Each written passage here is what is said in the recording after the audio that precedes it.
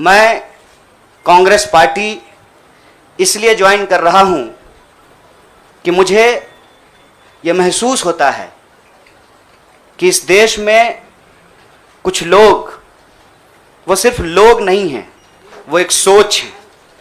वो इस देश की सत्ता पे ना सिर्फ काबिज हुए हैं, इस देश की चिंतन परंपरा, संस्कृति, इसका मूल्य, इसका इतिहास, इसका वर्तमान और इसका भविष्य खराब करने की कोशिश कर रहे हैं।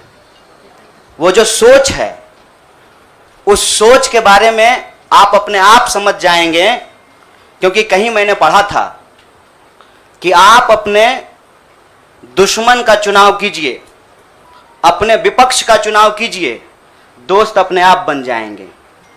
तो हमने ये चुनाव किया है। हम इस देश की सबसे पुरानी पार्टी, सबसे लोकतांत्रिक पार्टी, मैं जोर दे करके बोल रहा हूं लोकतांत्रिक पार्टी, ताकि आप लोग परिवारवाद पे सवाल जरूर कीजिएगा।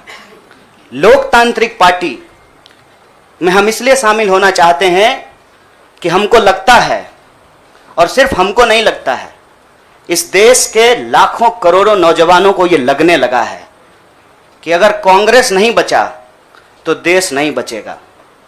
मुझे लगता है कि यह देश 47 से पहले वाली स्थिति में चली गई है, लेकिन जिनको लड़ना है उनके पॉलिटिकल इमेजिनेशन में आज भी हर कोई अपना अपना शोरूम बचाने के चक्कर में है। रे भाई, मॉल में आग लग गया है, दुकान बचाओगे? बस्ती में जब आग लग जाती है ना, बेडरूम की चिंता नहीं करनी चाहिए। और जो लोग कह रहे हैं विपक्ष कमजोर हो गया है, यह सिर्फ विपक्ष के लिए चिंता की बात नहीं है। यह मैं नहीं कह रहा हूं, कोई शास्त्र, कोई किताब उठा करके देख लीजिए।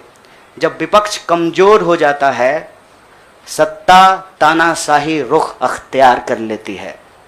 इसीलिए देश की सबसे बड़ी विपक्षी पार्टी, मैं कोई गुनागणित नहीं कर रहा हूं, लेकिन मुझे यह बात सीधे तौर पे समझ में आ रही है कि देश के लोकसभा में 545 सीट हैं, 200 लगभग सीट ऐसे हैं जहां भाजपा के सामने कांग्रेस के अलावे कोई विकल्प नहीं है।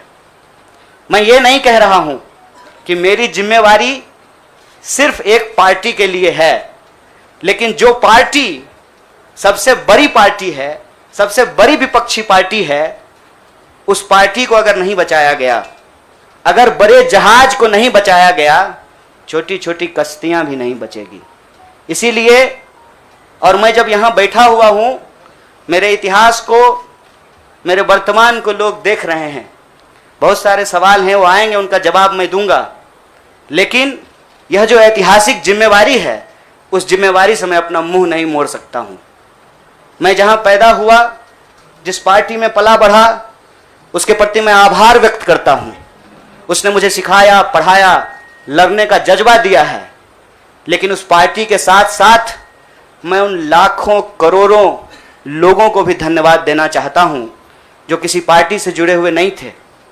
अपने स्कूल के व्हाट्सएप ग्रुप में जब हम लोगों के ऊपर अनावश्यक आरोप मढ़े जाते हैं, तो अपने दोस्तों से लड़ रहे थे, अपने घरों में डिनर टेबल पर लड़ रहे थे। लोगों की दोस्तियां टूट गई हम लोगों के आंदोलन के समर्थन में, और मैं मजाक नहीं कर रहा हूं, लोगों के डिवोर्स तक हो गए। ये जो देश में एक वैचारिक संघर्ष छिड़ा है, उस वैचारिक संघर्ष को कांग्रेस पार्टी ही नेतृत्व दे सकती है, यह हमारा भरोसा है। और यह परिवार संघ परिवार नहीं, वो क्या परिवार जो परिवार छोड़कर परिवार बनाना पड़े, वो परिवार जो आपको परिवार छोड़ने के लिए नहीं कहता है, कहता है कि अपने परिवार में रहिए। अरे महात्मा गांधी कस्तूरबा गांधी को लेकर के अंग्रेजों से लड़ गए, बताइए इनको अपना घर छोड़ना पड़ा? कोई जरूरी है क्या?